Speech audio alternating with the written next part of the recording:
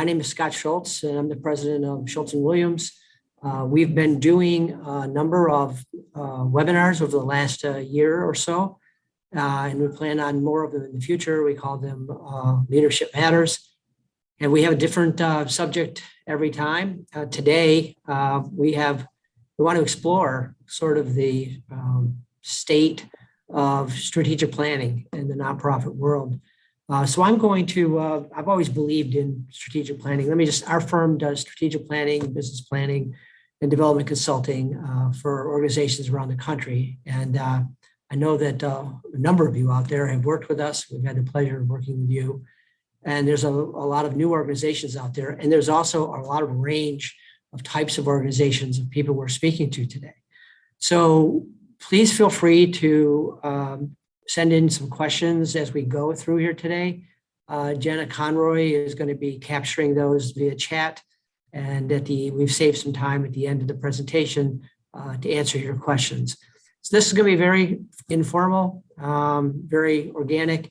We are going to try, we're not going to use slides today. We want to just talk to you all as we would if we were in a room, in a panel in front of you. And hopefully that's where we're getting to again. We did a conference this week for the first time, and it was in person. It was very uplifting to be in front of people again. So hopefully we'll get there soon. But frankly, this technology, this platform, being able to speak to people is actually helped in that we're reaching out to more people around the country. So with that said, welcome, thank you, and hope you can hang in there during your lunch hour to listen in and participate if possible. I've been in this business for a very long time, and I've always believed in the importance of strategic planning. I think that you can call it many different things. There's a lot of different quotes to describe it, but I think that it's always been considered a leadership function, that it's the job of the CEO or the board to do strategic planning, to set the direction for the organization. It's changing, we think at least, and it's different. And Lauren Hansen-Flashen from Schultz and Williams is going to kind of explain the process today and how we are getting more people involved in the strategic planning process itself. More voices, more people, more engagement, and Lauren will explain all of that. Because if it's done properly, it brings people together to answer three very basic questions, which is where are we going, and how do we get there? And it brings, with adding more people to the mix, we bring more voices together.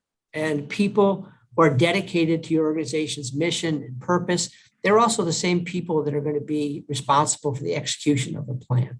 So we're starting to see some changes in the way strategic planning is being done, and which makes it even more significant and important to creating a vision for your future. In the past, strategic planning, we always go through the process. We're very careful about that, although we're very nimble about going where it takes us.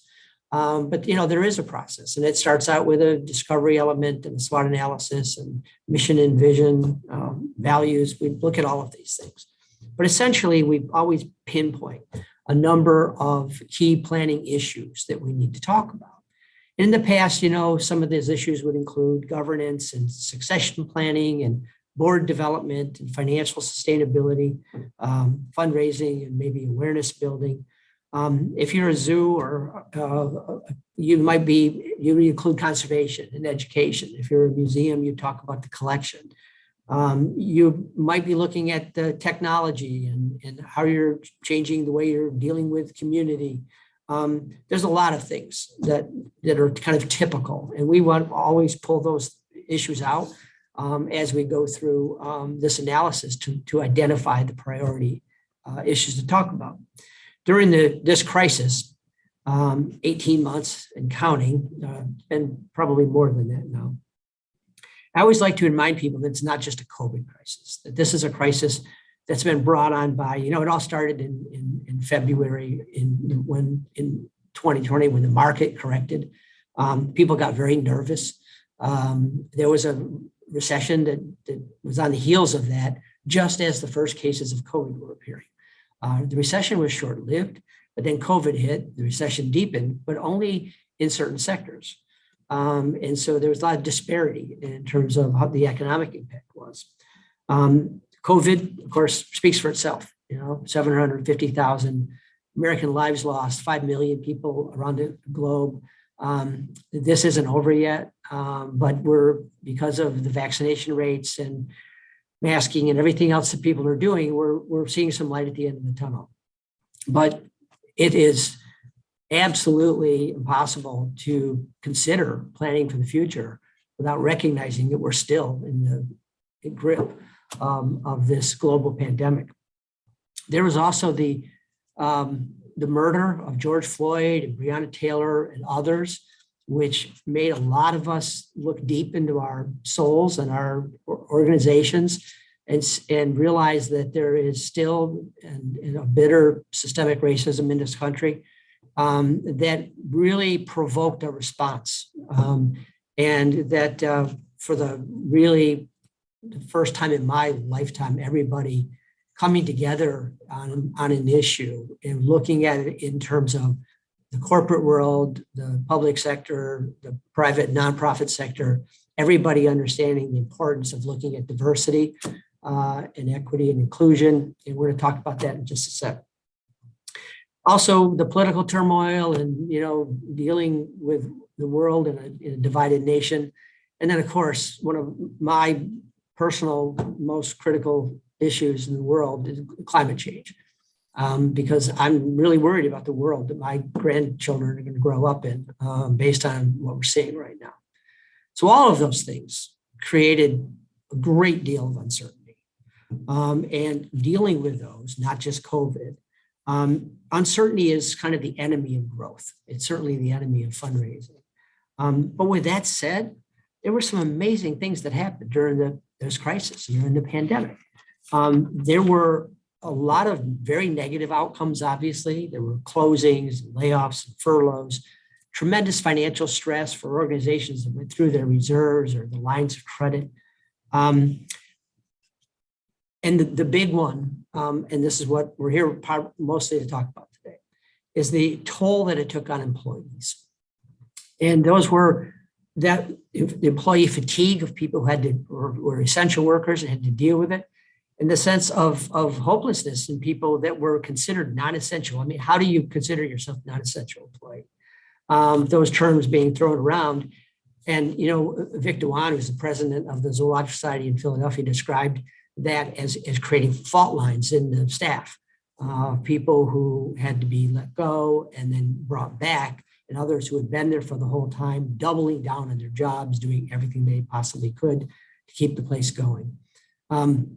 These are the kinds of things that have happened during this crisis that are going to affect the way we look at strategic planning moving forward.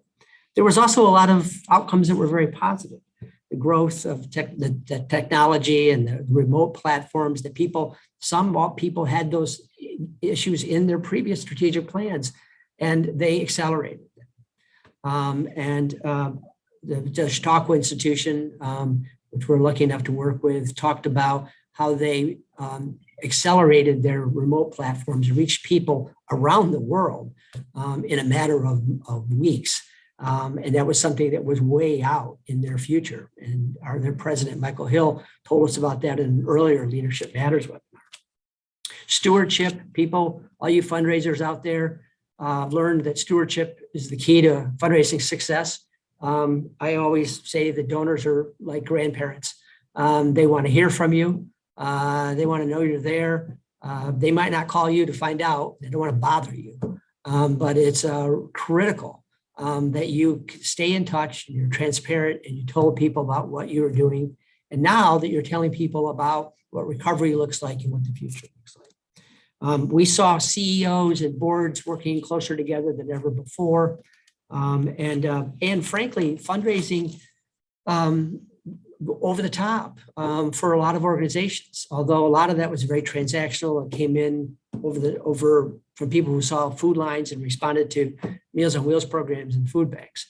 But I always like to say that we don't want gifts, we want donors. That now it's about converting some of those gifts that came in that were very emotional and very transactional, and converting those people into lifetime donors for your organization. So these are all the things that happened, and we do see a light at the end of the tunnel. But because of all of this, we're seeing more and more people who are either refreshing or completely restarting their strategic planning process. So today, I'm going to ask Lauren to talk about the planning that we're doing, and that what we see as far as the process goes and the outcomes of that. I'm going to ask Allison DeFlorio from a partner organization here in Philadelphia called Exude. Exude is an incredible company that works with both for-profit and a lot of nonprofit clients. And I love if you go to their website, you'll see that they say that they're all things people, and that their employees come to work ready to change the lives for people who change the world. That's not written like your normal HR company. And Marcos Lopez, the founder of that company, and I have known each other for a while. And I'm just very proud to have them come along today to talk about what we're seeing as the newest factor in the strategic planning inventory of issues to talk about, and that's staff wellness. Consistently in all of the webinars we've had and all the discussions we had with our clients, staff wellness, staff fatigue, fault lines, diversity, issues that were maybe considered ancillary to a strategic plan before are fundamental now, and we are we're seeing that from every single organization that we talk to in the nonprofit world. So where we might have been talking about, capital and buildings and financial issues and operational plans, they're still there. But connected to all of those other issues is this issue of staff wellness, diversity, and taking care of the people who make it possible for us to do the work we do. So after Allison, I'm going to ask Leslie Slingsby, who is the executive director and dynamic leader of Mission Kids here in the Philadelphia area, and a recent strategic planning client of ours, to talk about what it's meant for her organization, and the work that they've done in planning and how that's being executed, implemented now by the same people who are at the table and did the planning. So with that said, I just hope we can accomplish two things today. One is the role of strategic planning in the world we live in right now, and also this profound emergence of staff wellness and DEI as issues in strategic planning that everybody must pay attention to. If you're a fundraiser out there, a lot of you are, you're going to be asked these questions moving forward. Where are you with your DEI? And it's not a checkoff box. It doesn't say we have a statement or we have something on our website. That's not it. The old saying that culture eats strategy for breakfast. This is about cultural change inside organizations, and your funders are going to require that you're serious about this. So with that said, I'm going to be quiet and turn it over to Lauren, who will turn it over to Allison, who will turn it over to Leslie. And then I'm going to come back and we're going to have a conversation about some of these things. So Lauren, your turn. Thank you, Scott. So I'm Lauren Hansen-Flaschen. I'm a senior consultant at Schultz & Williams and director of the strategic and business planning practice. And I just want to say it's a real pleasure to be on this panel with amazing panelists here. And thank you to everyone who's tuning in. We hope this is going to give you some interesting ideas to think about with your own organizations. Now, as Scott mentioned before, strategic planning is often distilled to kind of those core questions of where are we now? Where are we going? How do we get there? And within that, there's also a couple elements of who are we, right, as an organization? And that's actually a really important question to ask right now, because even if you have a strong mission statement, even if you have this great language to describe the organization and what's going on, things have evolved. And often it's good to take that moment through the process to say, well, is this still accurate? Who are we? Who should we be considering all of the changes around us? And getting that really defined core identity that everyone, your stakeholders, your internal staff, of course, your board, to say, yeah, I feel this resonates with me, it feels relevant, and we know the community needs and how we're addressing it. So with planning alone, that's really important. And we know right now there's been so much change, and really taking that check, taking that time is key. And then, of course, thinking about that vision for the future, right? So overall, what is that big picture impact? What should be really that North Star to drive towards?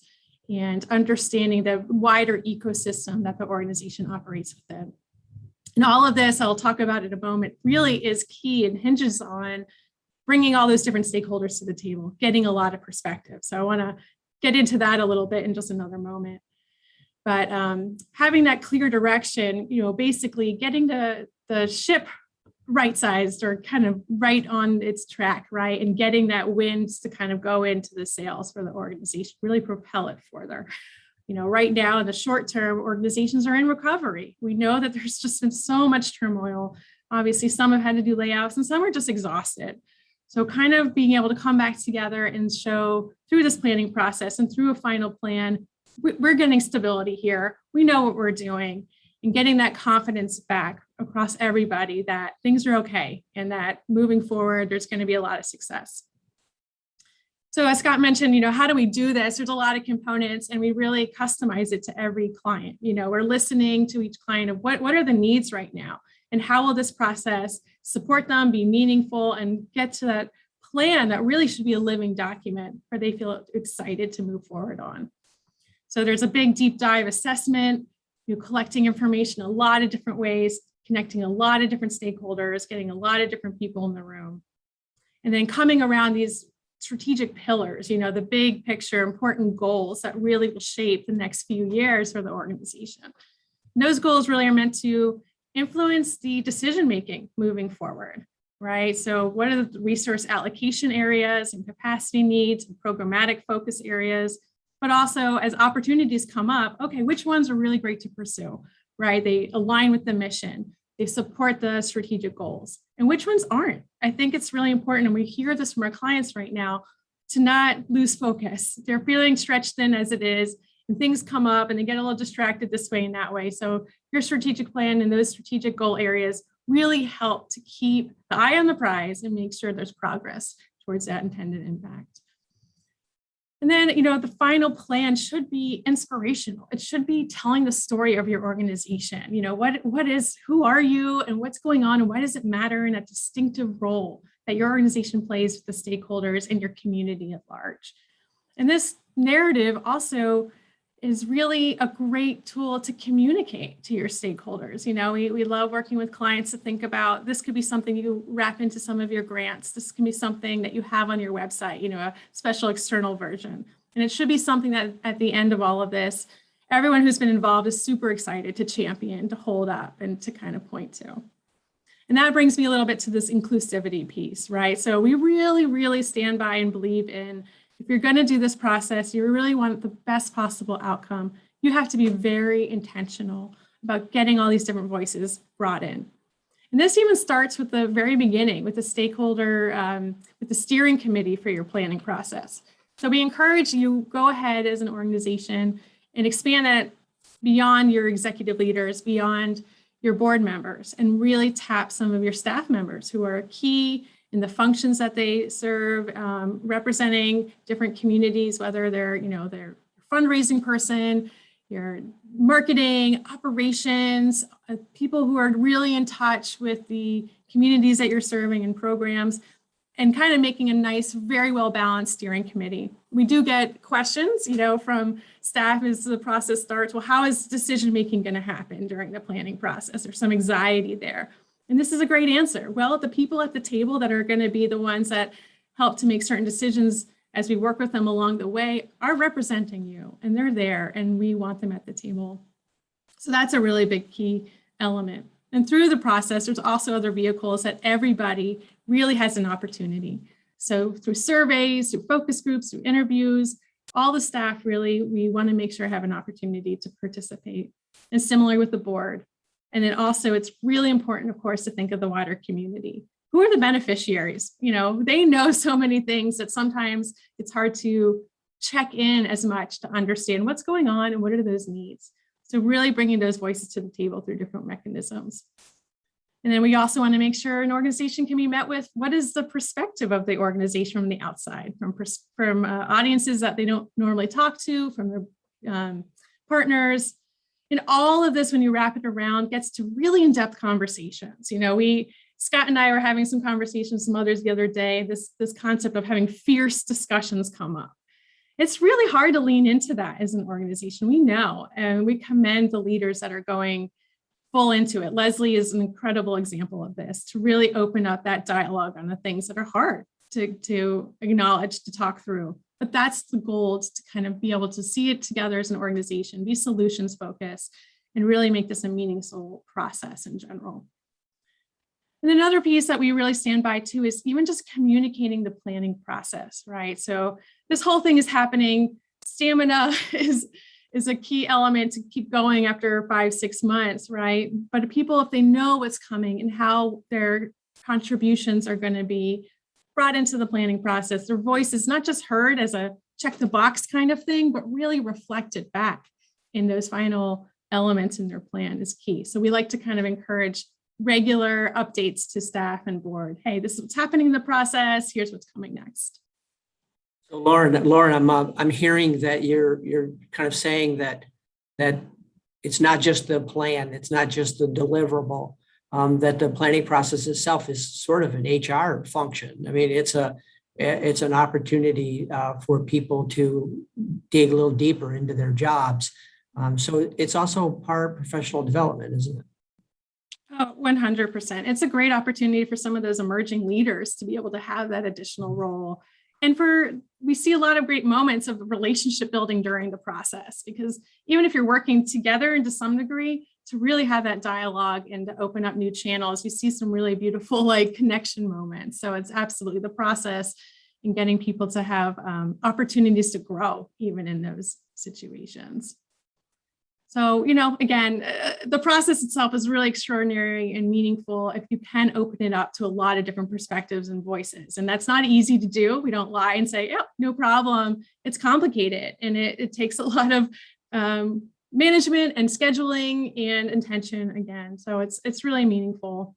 And then I just want to say a couple of things and then pass it over to these other extraordinary individuals here. But we do see, and this is wonderful, that staff wellness and DEI have really risen to the top, right, with our organizations and what's been on their mind for a while, but now even more so than ever. And what we're trying to help them do is just really put, claim that, the commitment towards it, and being able to move from the discussion to action, to really kind of have that commitment, whether it's spread out through the entire plan, but also maybe their own strategic goals. It's exciting time, and we really are appreciative of being able to have these wonderful partnerships with our clients. So I'm excited to pass it to Allison. Her work with Exude to really get into the operational elements of wellness and DEI as well. So, Thank you. And Allison, explain what DEI is for us, so that everybody. Yes, so DEI stands for diversity, equity, and inclusion. And this is a perfect segue. Thank you for the question.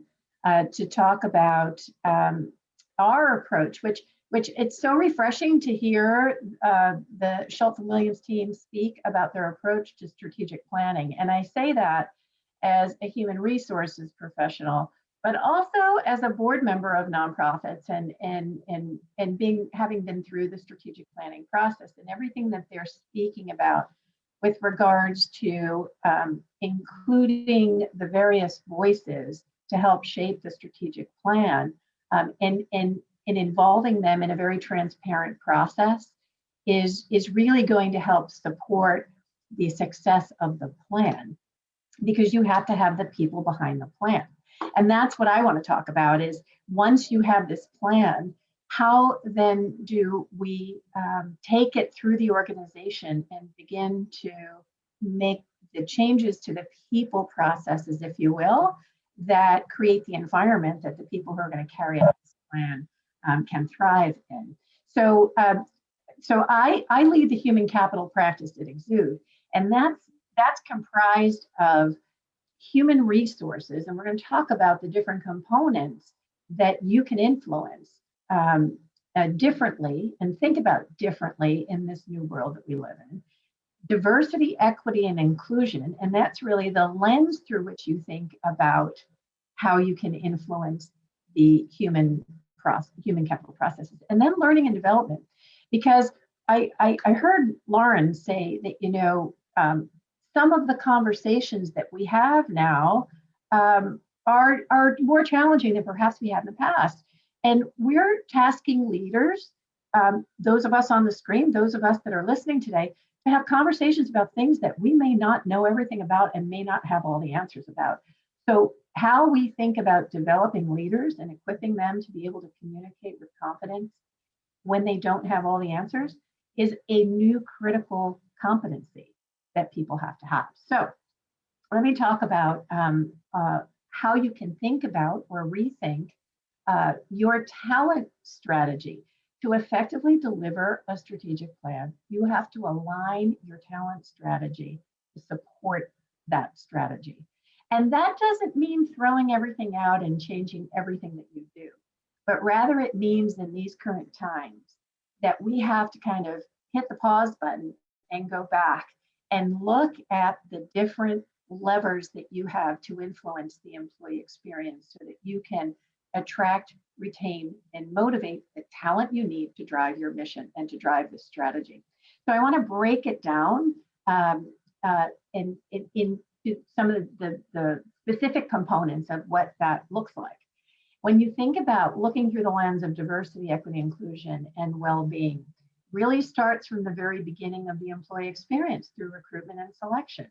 You know, Scott talked about what we've learned over the last 18 months really opened our eyes to perhaps systems and processes that weren't fully inclusive. We thought they were, but they really weren't. This is a time to go back and say, what could we be doing more of, less of, or differently so that we cast the widest net possible to include diverse talent that will add value to helping us drive our strategy. Perhaps we have many nonprofits that we work with are looking very closely, candidly, at the makeup of the demographics of their organization at all levels of the organization versus those they serve. And part of their plan is to be intentional about over time being able to diversify talent so that those experiences and those voices are represented throughout the organization and reflective. So you can step back and look through your recruitment processes from where you actually post jobs. Are you thinking non-traditionally? Are you going to Black churches? Are you going to Hispanic organizations versus just posting on boards? So that the very starting point is you're getting more candidates, diverse candidates in the door. You can think about your processes. What kinds of questions are you asking? How well trained are your managers against unconscious bias, where they may be making judgments about candidates based on things unintentionally, based on things that may be just based on their life experiences that could impact bringing a different voice or a different set of ideas or experiences to the table. If we move through the employee experience to onboarding, so we get, let's say we're being intentional about creating more or bringing in more diverse talent, we now have to make them feel like they belong in our organization. And that onboarding process, figure that from day one through that first year, what are we doing to really show that person that they belong and give them a voice and a safe space to ask questions and not feel that there's any retribution. This is an interesting, and some of you on the call may have heard this statistic, but people generally make a decision to stay or leave an organization within the first 3 to 6 months that they're hired. That doesn't mean that they leave in 6 months, but they've made the psychological decision that this is not the place for them. And often that has to do with the touch points that are built into the processes around onboarding, whether it be at the organizational level, whether it be at the department level, whether it be at their own direct supervisor level. So when you rethink your onboarding process, what are you doing well? And what could you do differently to make it feel more inclusive. And as Lauren spoke about in including people in the voice of developing a strategic plan, this is not an HR decision.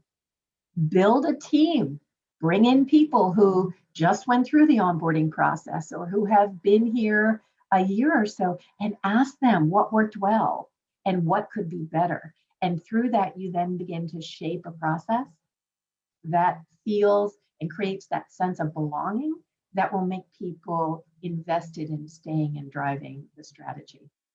You think about compensation and benefits, and I'll tell you, if anything, we do a lot of work in this space. I've seen the most dramatic change over the last 18 months in how employers are looking at comp and benefits. I see Leslie nodding her head there. This was a bit of a wake-up call. I think we all knew that and our nonprofit community knew that perhaps their salaries aren't always the top salaries, and they relied on a benefits package that tended to be generous, or at least the cost sharing piece of it was generous. But what we've learned is, everything, we have to rethink everything, and we can no longer think that that our pay practices have to be the way that they have to be, but rather let's evaluate where we are against the market, and let's strategize on steps we can take to help get our people that we value to the appropriate level in the market. Are they ever going to compete with nonprofit or with for-profit salaries? Probably not. But could we do better? Yes, we probably can. And where do you find that money? Well, you can look at how you're structuring your benefits plans and find where can you adapt those to, first of all, better reflect choices and options that are going to speak to the diverse demographics within your organization and help them throughout their life cycle. But then also, where can you save to reallocate dollars to put into things like salary? Moving along in the employee cycle, you think about performance management and performance development in career pathing. This has also been a bit of a blind spot for employers across the board in both sectors, nonprofit, for-profit, but it's come up in a lot of the diversity, equity, and inclusion work that we've done, that there's a perception that not everybody has access to opportunities that may open within an organization. So when you revisit your performance management processes, again, explore potential unconscious bias in that process and strive to make adjustments if you can eliminate that, whether that's training managers on how to deliver employee performance or have performance conversations without the blindfold of unconscious bias influencing their decisions. And then how do we make sure that everybody within an organization has equal access to opportunities to grow either through education and training or to grow through actual promotional opportunities within an organization? You might think, no, we're there. But if you take a step back, again, get employees involved in rethinking the process and what we could do more of, less of, or differently to improve, you might find that there are incremental changes there. And then two other quick things. One is, in this environment, I don't think you can over communicate. And I think when we think about internal communication to keep employees updated on changes that may be happening, changes associated with the strategic plan. I heard Scott or Lauren, I can't remember which one of you mentioned it, but that transparency. People need to know what's happening, even though they don't need to know everything, but to have a good employee communication strategy that is based on the philosophy we're going to share information on a regular basis in several different ways, and we're going to tell you what we know, and we're going to tell you what we don't know, but when we find out, we'll agree to share that information with you. That goes a long way in this environment. I think people are, Scott referred to this, tired, they're fatigued. It's been an emotional roller coaster. And that there's no separation of that. There's no more leave it at the door and show up to work and do your thing. That's gone. The world is blended now, right? Showing up to work is bringing your whole self to work. So how can we alleviate some of the stress by making communication more accessible? even in times of uncertainty, so that they know that maybe they can't trust the information will change, but they can trust that their employer will keep them updated as the information changes. So Allison, it seems like that a lot of the HR issues that we think about day to day are kind of tactical, but the human capital issue that you're talking about is strategic because it's about culture and change, right? Yeah, and it is, and your HR practices and processes, how your culture shows up, how your people feel your culture. So I think, just to kind of summarize, take pause to reevaluate how you're doing things today. Include the diverse voices from all levels of the organization, from all components of the employee experience, right? The sunsetters, because we need them to stay a little bit longer, and the new people coming in, and then those mid-career people, and have them share their experiences and their voices to shape a better tomorrow with your HR practices. Thank you. That's incredible information. Much appreciated. We're going to switch it over to Leslie now, who has lived it over the last several months, doing a strategic plan and works for Mission Kids, which is a Montgomery County children's advocacy organization that is one of my absolute pet causes, something I care deeply about. And Leslie and everyone at Mission Kids has done a remarkable job doing difficult jobs during difficult times. So Leslie, what's your experience been kind of going through the planning process?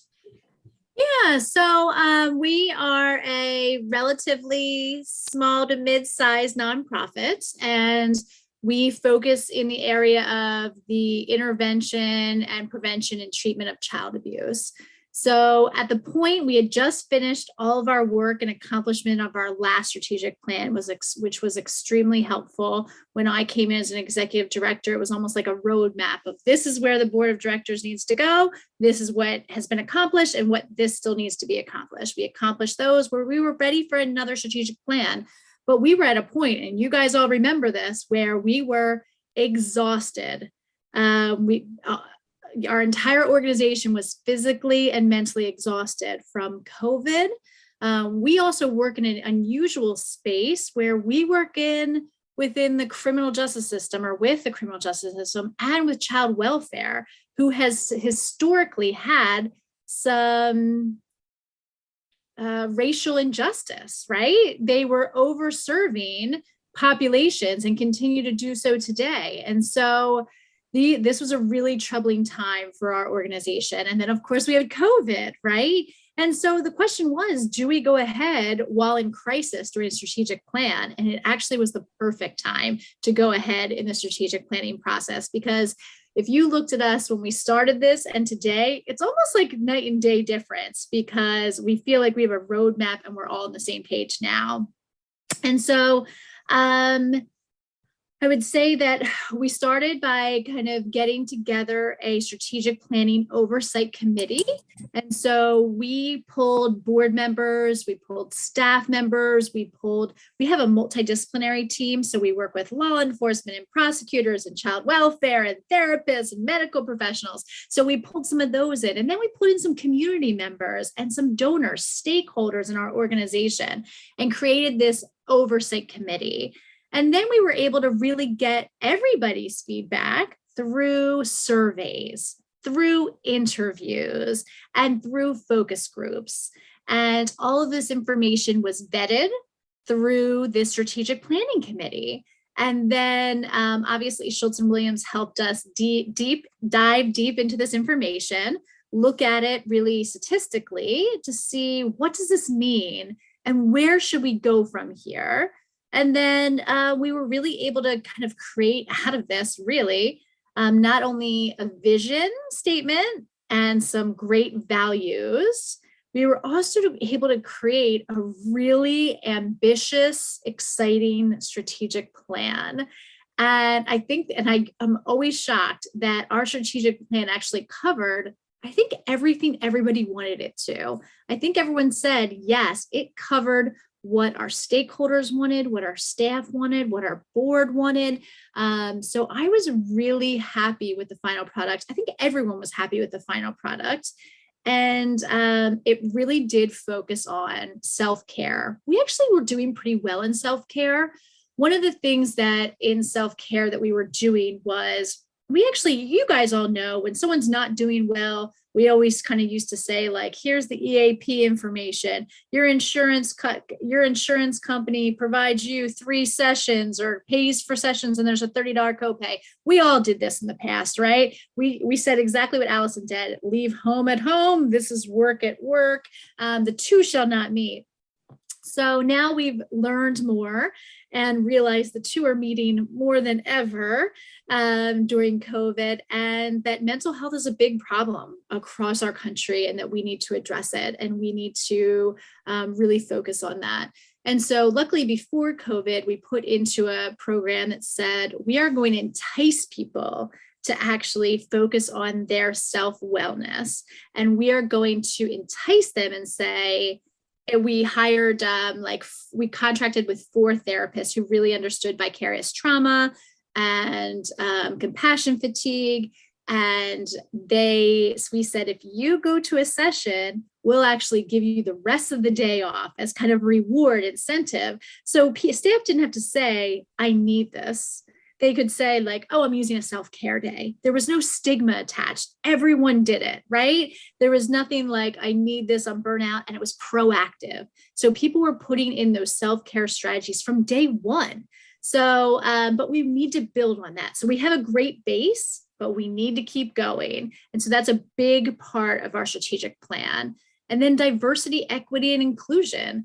Our staff does not represent the population that we serve. The population that we serve does not also represent the community that we serve, right?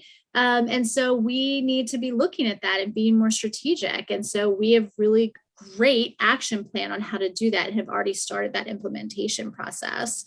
We've also looked at like development and marketing and all the things that you would imagine in a strategic plan. But those are the things that, weren't in our strategic plan and not even on our radar last time we did a strategic plan 5 years ago. So it was a great process and I'm thankful for it and certainly happy to answer any questions. Great, Leslie. Well, you did amazing work on that plan and your staff really stepped it up. And instead of walking down the hall and seeing something going on the other side, people knew what was going on and they knew what the planning was about and they knew they were represented and included and had an opportunity, especially in the business you're in, which is difficult to say the least. I admire you and your team for putting the time in, frankly, and that's something to say to all of you. This isn't panacea. It's not, just checking the box. It's going through a process, and the whole process is, exploring why you exist. That's your purpose. Exploring, what you're trying to accomplish. That's your mission. But it's also then kind of how you're going to accomplish it, and that's the operations side. And operations is very there's a lot going on in that in terms of financial and personnel and programs and technology. And so looking at this from time to time, I don't know why we've settled on these 5-year plans. It just seems to be something generational that we've inherited. But re-looking at your plans, if you're in the middle of one, refreshing it, looking at through it a new lens, as Leslie just talked about. So Allison, I was really interested in the whole concept of human capital. You really explained it to us, I think, and it really crosses the board in terms of every type of nonprofit, right? You mentioned that you're on the board, not just doing this professionally, but as a board member in nonprofits. Do you see this as something that needs to be inserted and we need to teach people, or is it happening kind of inherently because of the times that we live in? I would say both. I would say some people were along the path, and then what happened over the last 18 months has accelerated that. So it moved them forward faster. But I do think that there's education around this. I mean, I think that there are many organizations that know what they know, but don't know what they don't know. And I think that if starting at the board level, and I've sat in on a number of trainings that some different boards that I'm on offer around diversity, equity, inclusion, to level set how we as an organization are going to think about even the terminology, diversity, equity, inclusion, and belonging. That's what we're hearing now, DEIB. And then for leadership within these organizations to really come together and have a common language around how they think about diversity, equity, inclusion, and belonging, so that they can lead in an inclusive manner, and then filter that throughout the entire staff.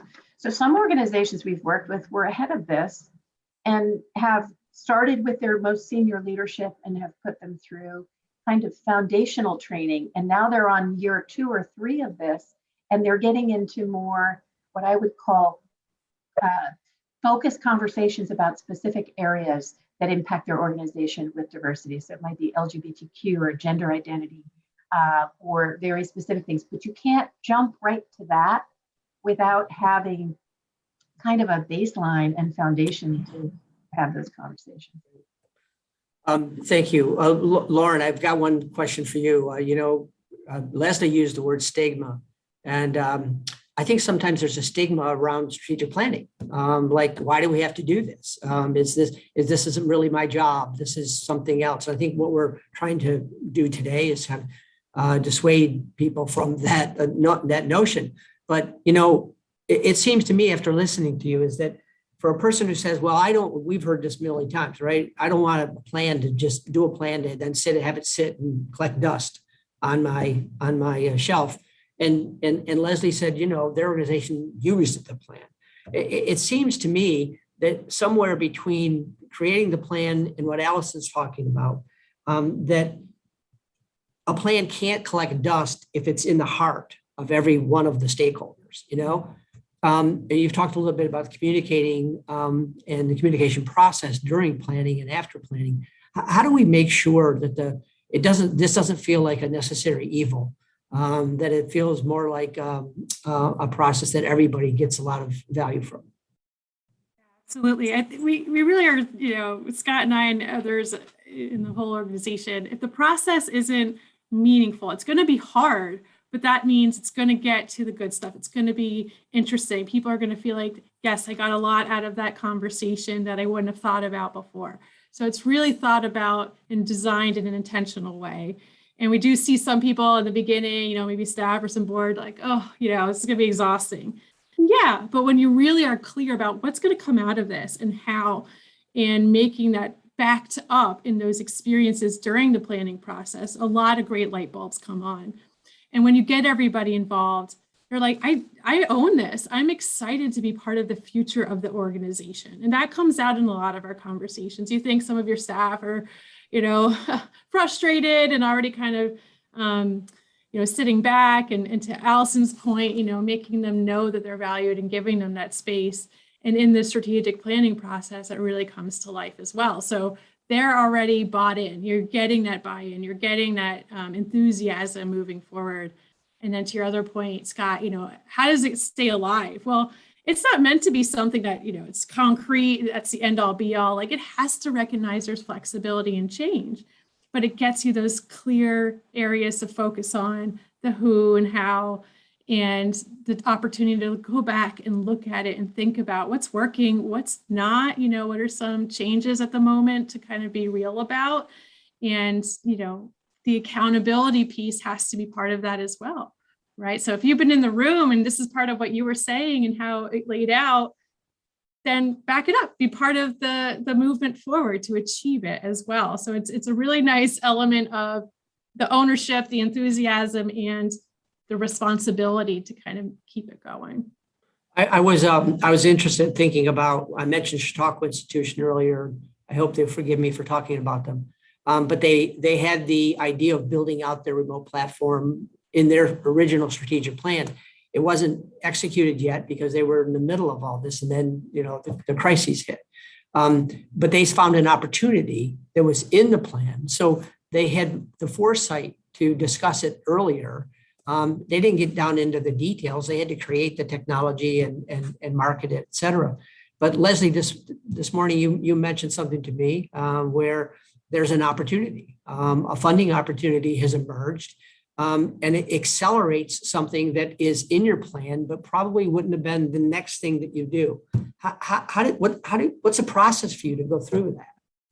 Yeah, I think it's a great question. So there were some things that were like on fire, right? That I knew needed to be addressed immediately. Like we needed to immediately work on our diversity, equity, and inclusion. We needed to tell staff, we hear you, community, we hear you, and we are responding. And this is how we are going to respond.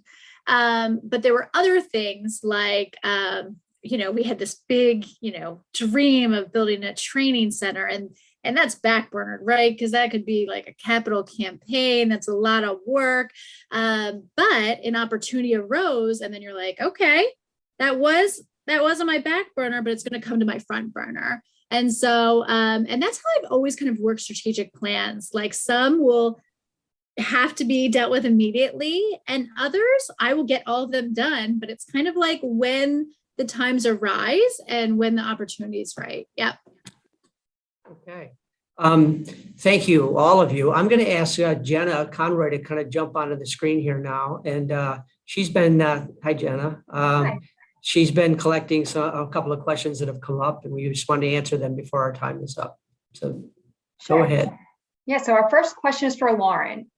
When trying to genuinely listen to your community, do you have any tips for addressing outlier opinions, both those that are reflective of your community's goals and those that aren't? Yeah, that's a great question. I mean, because you don't want to get stuck in herd mentality and just think, okay, this is, confirming what we already know.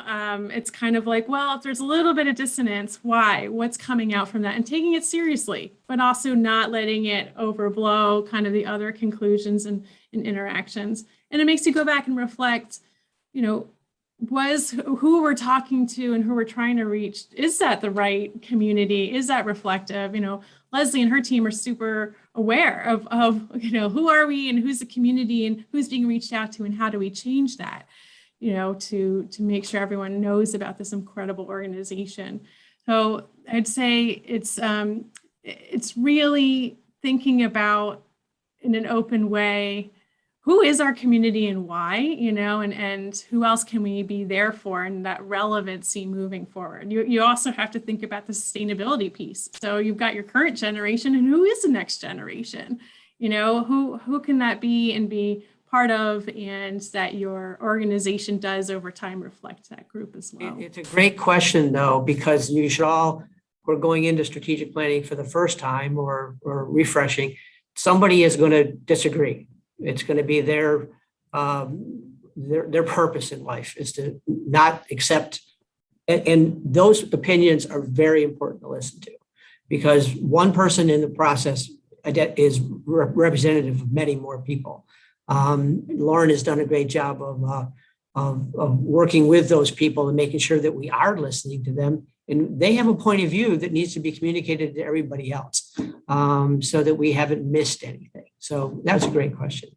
What's the next question? With ours, we definitely had some outlier opinions, if Lauren remembers. And we had to have and Lauren did a great job of kind of facilitating really difficult decisions that we had to wrestle with to say, where do we go with this information? And how do we move forward? And so it's out there. Yeah, we had those conversations. Yeah, so not ignoring it, but kind of keeping it in the conversation and seeing how it all weaves together. Yeah. Great. And then kind of along those lines, how do you bring multiple voices to the strategic planning process? Good questions. There's a lot of vehicles. So again, it's designing it from the get-go to be intentional. The conversation of bringing different people to that steering committee, who is at that committee, who are they representing, getting that buy-in.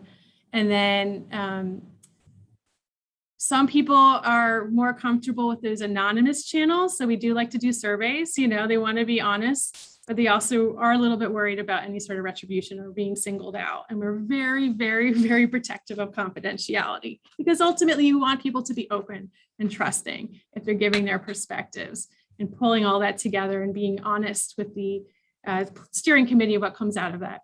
We also like to do a lot of one-on-one interviews, really dig into concepts and ideas, and be very intentional who that group of individuals you're tapping. We like to have really in-depth workshops and kind of get teams of people to tackle certain topics and issue areas. Leslie mentioned, they have an incredible partnership. So we, with them, wanted to tackle some of the DAs. We wanted to talk to some of their other partners in the child welfare space. We talk to sometimes other experts in the field and bring them into the table to really kind of get that many different types of experiences. And then as facilitators, Scott and my job is to really listen, bring it together, get those ground rules in place, navigate a complicated conversation. And, it's, to be honest, even though it can be tough sometimes, you can kind of feel out those sensitivities. People often walk away with being like, wow, I got some really interesting ahas, or I'm starting to understand this person in a really different, interesting way. And to challenge your own thinking is really important. And that's how part of these perspectives coming together is really, really key. So there's a number of different ways that we do make sure there's different people involved. And even during the process, say, hey, wait a minute, we need to hear more from this group. So let's dial this piece up. We don't want to say like, okay, well, we already figured this is set in stone, A, B, C, D, E. We need to kind of recalibrate to make sure we're not missing something. And sometimes we have to provoke the conversation, because we have experience working with other organizations that maybe we've benchmarked or we've thought of something, and we know that where they're going with this isn't going to succeed if they also don't deal with maybe their development issues or their board issues or whatever. So it's our job to not only facilitate, but to make sure that we're moving the conversation along and making sure that people are talking about what needs to be discussed. There are times when it's not appropriate to have board members and staff members all in the same room at the same time. We try to do that as much as we can. I think with Mission Kids, we did it almost 100% of the time. But there's sometimes where there's a very powerful board chairman, for instance, who just suppresses the discussion at the staff level. And so you have to have alternative opportunities for them to speak. So that might be a staff retreat. And, we do our best to build these things in. But as Lauren mentioned earlier, we have to be nimble. We have to change. So I think we have time for one more question. Yep. This one can be for Allison. What are some of the wellness and DEI initiatives that you've seen other nonprofits implementing that have worked well? Absolutely. And I love Leslie's idea that she shared, but I think I can add to that by saying, mental health benefits, reducing the stigma and normalizing them, whether it's making sure that in communication, it's more than just an EAP, it's actually encouraging people to take advantage of those, leading by example. We had one organization that called it mental health days, and the leaders would say, I'm out for a mental health day, because that made it safe then for staff to do that. Another very interesting thing we've seen in this space is mental health first aid training. And what this is a program to help coworkers or others who go through it identify when someone may be struggling a little bit, they're a little bit off. And it's not solving, it's not diagnosing, but it's giving them the tools and skills to connect them with resources to help them. So on the wellness side, those are some of the things that we're seeing. On the DE&I side, I'll go back to training, some baseline training, normalizing the conversation about about diversity, equity, inclusion, and making it part of the culture so that it doesn't sit out here. It's not we do this and then we have diversity, equity, inclusion. It's how we do business. So we challenge employers to think every moment of every day, whose voice hasn't been heard here? How is this equitable? How could we be more inclusive? And it starts with leadership. So really helping leaders understand what it is to be an inclusive leader can start that process. You could also Thank you. do a DEI strategic plan too. That's kind of what we did, like an action, like a training, assessment, and action plan almost. Yeah, and that comes out of your strategic, like that becomes part of an actionable step for you to integrate it into all of your other business processes. Well, I know that our time is up, and that means your lunch hour is over. But hopefully there's no insensitive leader telling you have to get back to your work. I want to thank everybody for joining us today, and for participating in this, and to Lauren and Leslie and Allison and Jenna and Nicole who put it together for us. We will make sure that if you have another question, Jenna will make sure that we get back to you. We know who you are, and we'll respond with an answer to question from the appropriate person. So thank you for being with us. I think look forward to our next Leadership Matters discussion, which we're going to have at least 4 of them in 2022. And again, hang in there. These are tough times, but we can get through it together. So thank you and good luck. Thanks, everybody. Everybody.